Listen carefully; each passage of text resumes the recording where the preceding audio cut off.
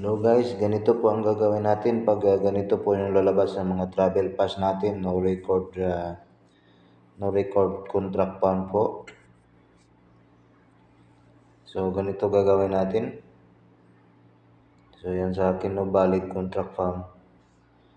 Then click natin dito sa info sheet. So ayan guys, no contract record found. So dito nakalagay kailangan natin mag-send ng email sa mits@dmw.gov.ph. So yan yung subject saka yung format.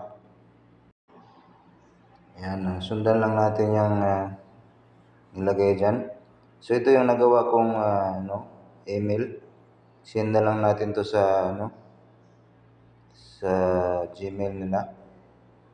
Dapat naka-attach po yung screenshot ng eGov app po ninyo sa information saka yung sa profile nyo. So ayan guys yung na-send ko. So hintayin lang tayo guys kung anong response ng DMW. So maraming salamat at God bless sa ating lahat.